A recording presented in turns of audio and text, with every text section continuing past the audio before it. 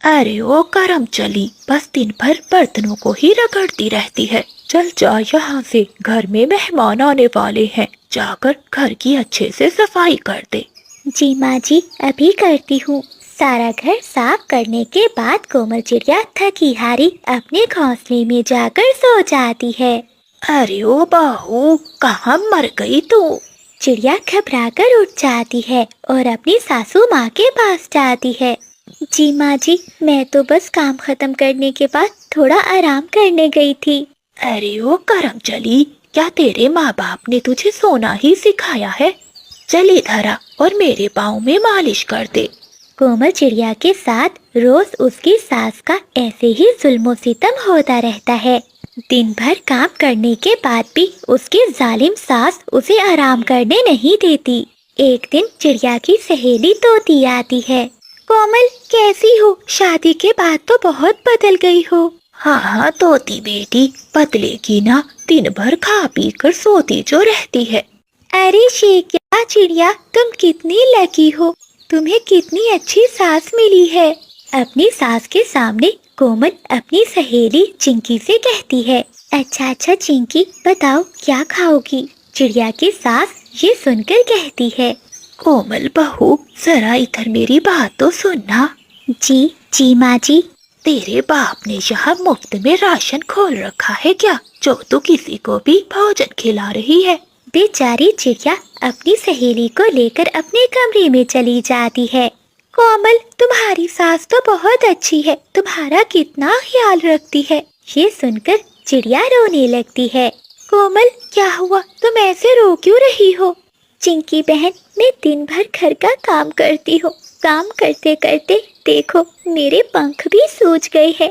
आधी रात तक मैं अपनी सास के पाँव की मालिश करती हूँ, फिर भी मेरी सास मुझ पर बहुत अत्याचार करती है। कई बार तो वो मुझे मारती भी है। कोमल, तुम पर तो बहुत अत्याचार हो रहा है, तुम ये सब बर्दाश्त मत करो। इतना कहकर चिंकी तोती वहाँ से चली जाती है। बेचारी चिड़िया रोती रोती अपने घोंसले में सो जाती है। इतने में सास की आवाज फिर से आती है। अरे ओ करम चली, इधर आ, टाइम मिला नहीं कि सो गई घोड़े बेचकर।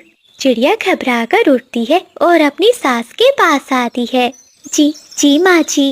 अरे ओ महारानी, रात को मेहमान आने वाले हैं, जाकर रसोई में भोजन बना। और सुन, भोजन अच्छे से बनाना, कहीं मेहमानों के सामने मेरी बेइज्जती ना करवा देना। दिन भर थकी हारी कोमल चिड़िया रसोई में जाती है और भोजन बनाने लगती है। इतने में घी चिड़िया के पंख पर आकर गिरता है। उसका पंख जल जाता है। वो जोर से चिल्लाती है और रोते रोते बाहर आती है। अब क्या हुआ करम चली? माँ जी, देखिए, मेरा पंख जल गया, बहुत दर्द हो रहा है। मैं अभी बुलबुल डॉक्टर से दवा लेकर आती हूँ। काम चोर कहीं की, अगर काम नहीं करना तो बहाने बनाने लग गई है। चल जाकर काम कर रसोई में। बेचारी कोमल चिड़िया उस जले हुए पंख के साथ सारा भोजन बनाती है। रात हो जाती है। चिड़िया की सास के मेहमान कौवे आ जाते हैं। चिड़िया कौवों को भोजन देती है। वो कौवे भोजन खाते हैं। छी, ये कैसा भोजन बनाया है तुम्हारी बहू ने? ऐसा भोजन खाने से तो अच्छा था कि हम किसी 5 स्टार होटल में खाना खा लेते। चलो बादल जी, चले यहाँ से। गुस्से में वो कौवे वहाँ से चले जाते हैं। आज तूने मेरी सबके सामने बेइज्जती करवा दी, ना जाने मैं तुझे क्यों ब्याह कर ले आई। रात होते ही बंटी चिड़ा भी घर आ जाता है। तभी उसकी माँ बंटी को सारी बात बताती है। बंटी गुस्से में अपनी पत्नी के पास जाता है। ये क्या कोमल, तुमने भोजन इतना बेस्वाद बनाया कि तुम्हारी वजह से माँ को आज कितनी बातें सुननी पड़ी। मैं तो तुमसे शादी करके ही पछता रहा हूँ। ऐसा कहते हुए बंटी चिड़िया को मारने लगता है। अगली सुबह हो जाती है।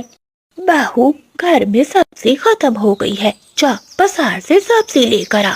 बेचारी कोमल बुखार में गर्म तवे की तरह तप रही थी और पंख भी जला हुआ था। माँ जी, मुझे बहुत बुखार है और पंख